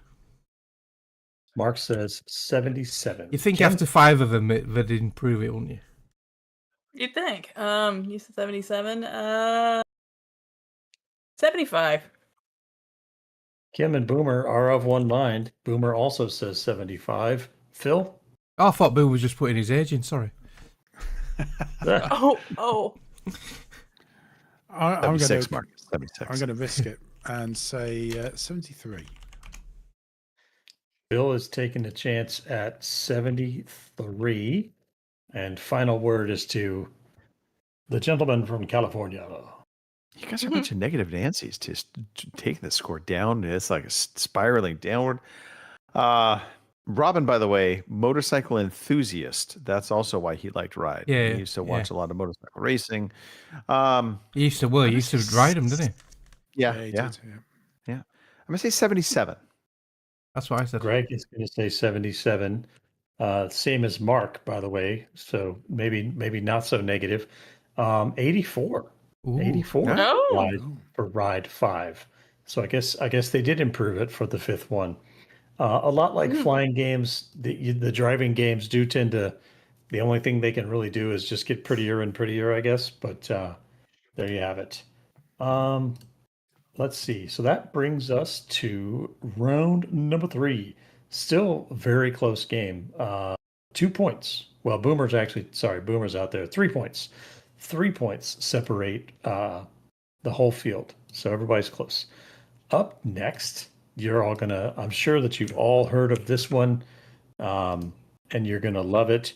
The name of the game is Fairy Tale Beach Volleyball Havoc.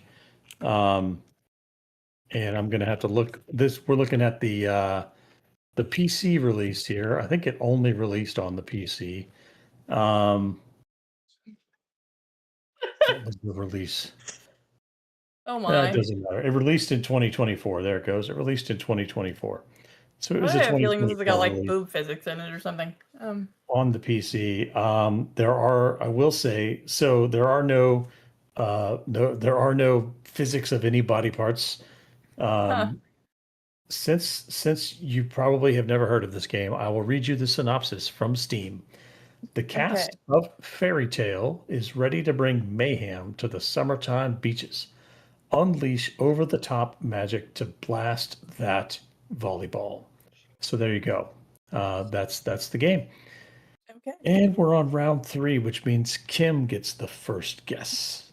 Oh damn! I've never heard of Boomer is consistent. He says 80. Well, 76. Kim says 76. And what does Phil say?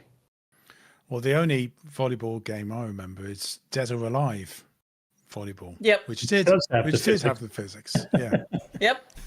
Fond memories of that.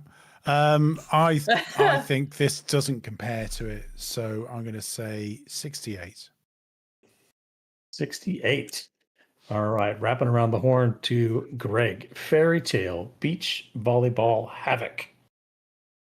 Oh, okay. Right now, my mind is just completely like I'm trying to figure the theme out already, and I was on I'm like, okay, I think I might know the theme. Right. Much like Boomer, I came out with an early prediction, and then I recanted that, and I'm like, no, it's not that. And then I'm like, oh no, wait, I think no. And then you came out with this, and I'm like, I have no freaking clue what the theme is right now. I know so what that, it of is, course. but- I think Phil's figured it out. Yeah. Phil has figured it out. Okay. Well, good for Phil. I have no clue. But I do feel like Fairy Tale Beach Volleyball Havoc. Not probably going to score terribly. I'm going to say 68. 68. After all of that, you stole Phil's score. I was gonna say. Hey, That's okay. there's nothing precursors for any.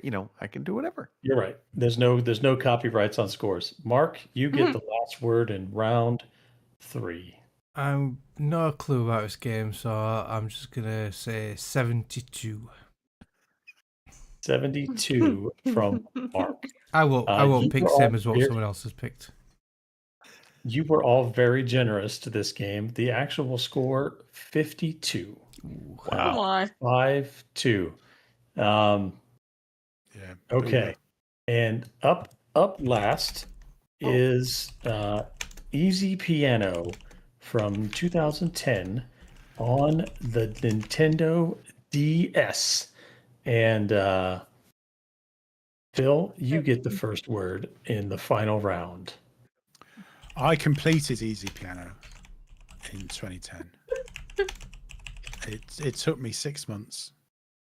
I'm gonna say. I don't know why that's funny, but it is. I'm gonna say 74 because it was life changing.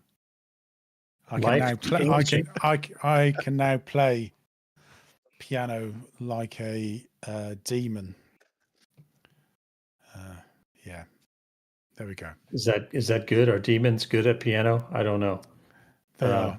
Yeah. Oh, well, excellent. I've always been envious of people who can play the piano because it's such a universal skill. No? Oh, you should have just stuck with it. I believed you. Let's see. Oh, you know what? I gave Boomer credit for your score. Let's change that. Boomer said 75. What does Greg have to say? Oh, God. Easy Piano on the DS feels very much like a shovelware kind of game. And although it was life-changing for Phil, I have a feeling this is like a 67. 67 from Greg. Mark? 70. Mark says 70, and Kim gets the final word in regulation. The final word in regulation. 71, because why not? 71. Once again, all of you very generous. 52 again was the correct answer.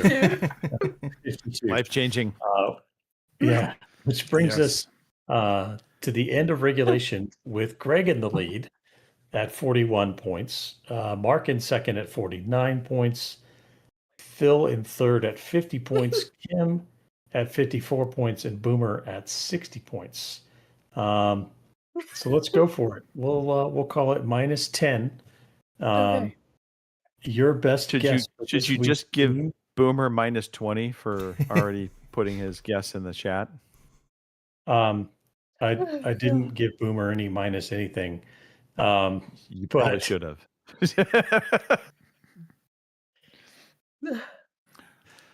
I'd guessed it before Boomer put it in. But Top Gun anniversary. Yeah. It is, in fact, last week was the 40th anniversary of the release of the most expensive Navy recruiting video ever made, Top Gun. So there you have it. Now, was it last week or was it yesterday? I was under the impression it was May 16th. I believe you may be correct. See, to me, the week begins on Sunday, so that's last week. Fair. Fair. Also, because we do birthdays a week ahead, I considered it to be last week because it was before this show, but it was in fact May 16th. So I guess it would be this week. And Boomer, you're supposed to save your theme guesses until the very end so that you don't ruin the quiz for everyone, because now everyone has the answer, which means Greg takes home the win yet again. Congratulations, Greg. You know what? We will chuck that up to Boomer's senility. You know, it happens when you get older. You just you forget things. Oh boy. There you go. It was a stretch to find. So the airplanes, the motorcycles, the volleyball were easy, and then I was like, what? I need a fourth game, and I was like, piano. Piano sounds good. I had to think about that one for a minute, the piano bit, but then I remember. I've got the piano scene on now. Yeah. See, what you could have gone for is I'm sure there's a game out there called Great Balls of Fire. Well, I thought about doing something with like a Dungeons and Dragons because everybody loves to cast Fireball, right? But I thought, that would have thrown you for a loop, maybe. Yeah, I would have thrown you for a loop, maybe. But there you go. This week's theme, 40th anniversary of Top Gun. Excellent. All right. It was indeed one of the greatest recruitment videos ever. In fact, it actually got one of my best friends to enlist. So there you go. It almost got me into the Navy. Luckily, I saw the light later. Yeah. I don't have a news sound, Mark. Do you have a news sound? I do. Potato! Here is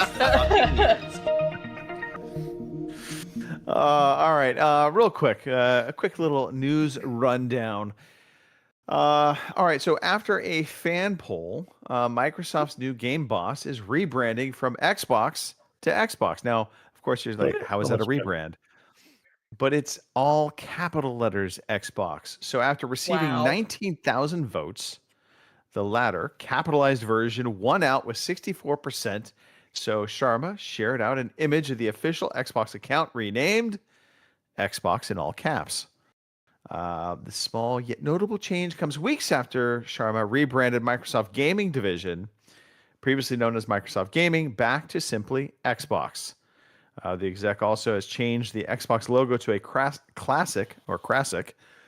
classic green color in one of many moves aimed at winning fans back over. So there we go. Any of you excited to see it all capitalized again? Did it change your lives? Ecstatic. Oh, Okay. I can't handle it. I'm telling you. About as excited as Phil probably was to play Piano Master on the DS. Life-changing. Easy piano. I'm sorry. It Easy was. Yeah, it's life-changing. Hey, so a game I wish I had played instead of Mixtape, Subnautica 2, has sold 2 million in 12 hours with over 600,000 concurrent players. So the sequel to the massively popular survival game entered early access on Thursday. Just over 1 hour after the game's release, the Subnautica Twitter account posted an announcement the game had sold over 1 million copies. Just an hour later, the developer Unknown Worlds announced the game had sold over 2 million copies in just 12 hours as the game topped charts around the world. According to Steam DB, the game managed a peak Steam concurrent player count of 467,582 players. That makes Subnautica 2 the game with the 29th highest concurrent player count in Steam history. This number did not include players who are playing Subnautica 2 via Xbox Game Pass or via the Epic Games Store. So, according to the press release from Unknown Worlds, the peak concurrent player count across all platforms has topped out at 651,000. So pretty amazing achievement for a game that, I mean, it was on my radar, but I wasn't that hyped for, I have to admit. I like the first game. Sonar. I've downloaded it, but I've not played it yet. Because it's on, obviously, Game Pass, so play anywhere. So it does look good. Anybody previous Subnautica fans? Oh, yeah. My son yeah, has played a lot of this, and he keeps trying to tell me how much that he thinks I will like it. So I think now that this is on Game Pass, I'll definitely give it a try. Yeah. So I've been playing the first one in VR recently. Okay. And it's brilliant. I mean, I was one of the first when the first Subnautica came out. I think it's about 10 years ago. Yeah. I've played through it a few times. No, it's a brilliant game. Looking forward to this one. Okay.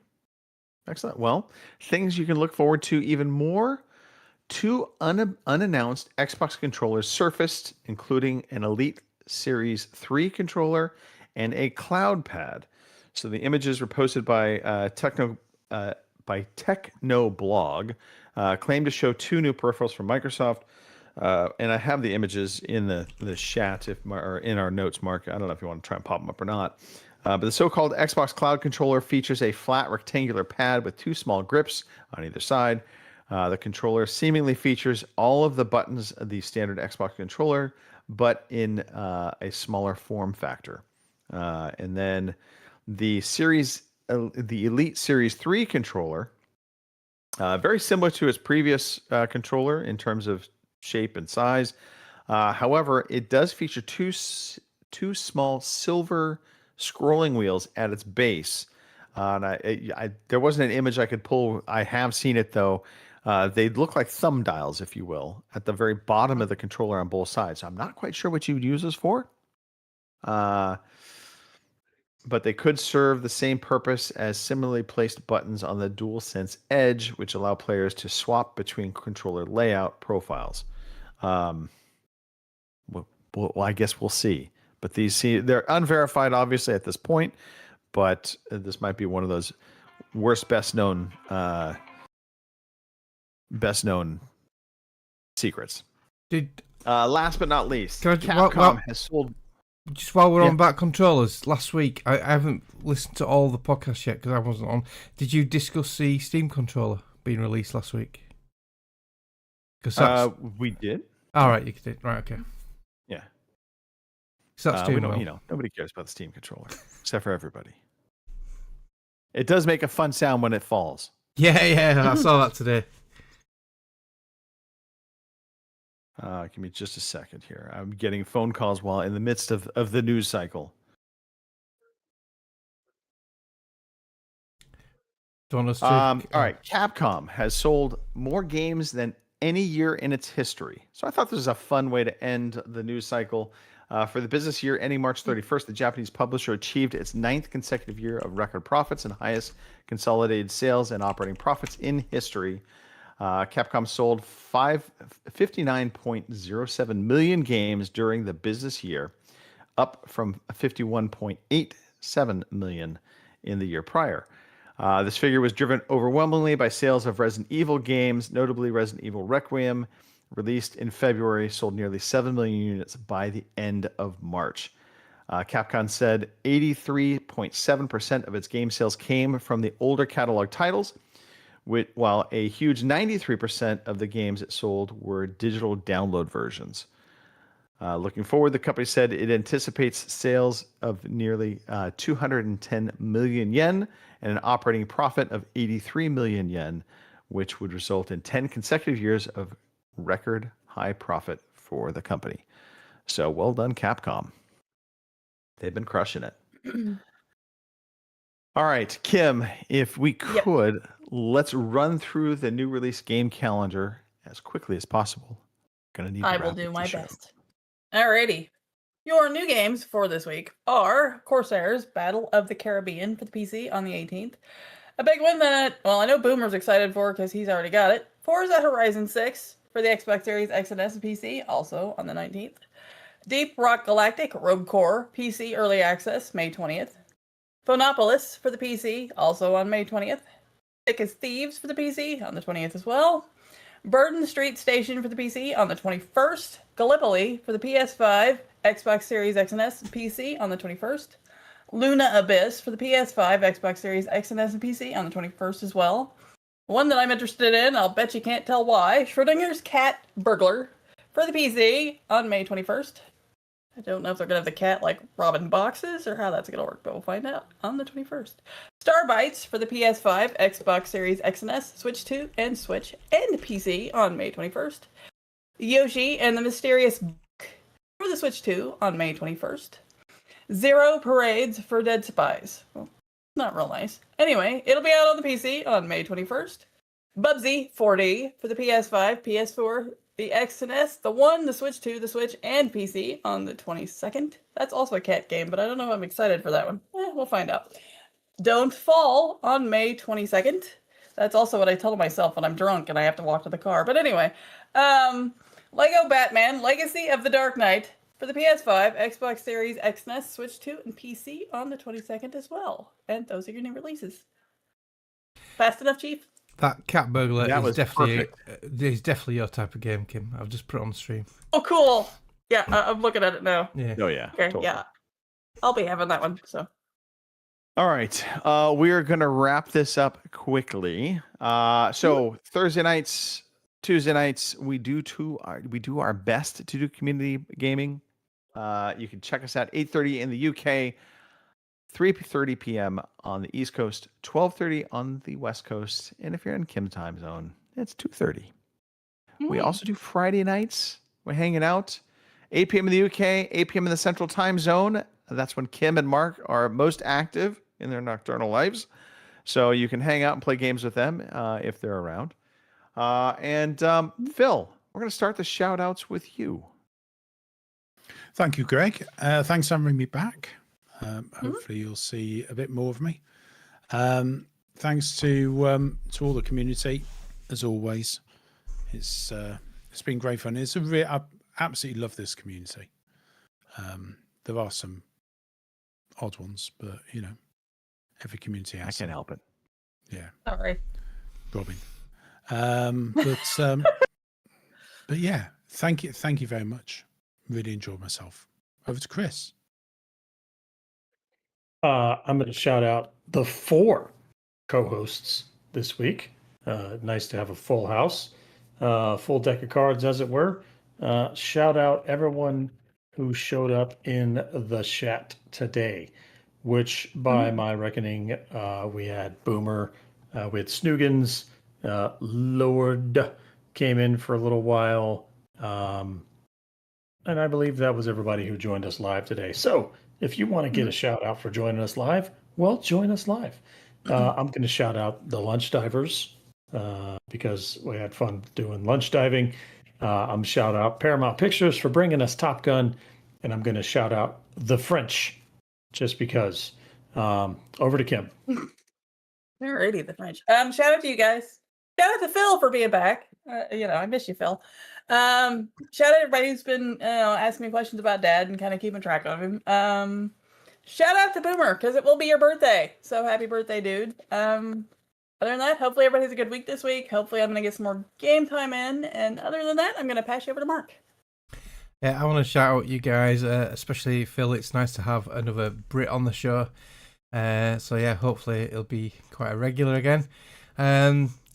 A shout out to my family because we've been through a lot this week, and an anti-shout out to mobile speed cameras. I hope you crash and burn. Greg, take us out. All right. Shout out to the UK police. Please issue more tickets to Mark. Shout out to the French because I know why we're shouting the French out, because back in the day they helped us stave off the evil empire known as the British Empire. Shout out to the 4 of you. I was going to say 3 of you. 4 of you. Phil, it's good to have you back. Just saying. Shout out to real estate because that's what the phone call I had to postpone. Cross fingers, people. We sold our first listing. So I will have news of that later next week. In the meantime, you guys go have a great rest of your weekend. We're done. We're out of here. Ta-ta. Thank you for listening to the Overseas Connection podcast.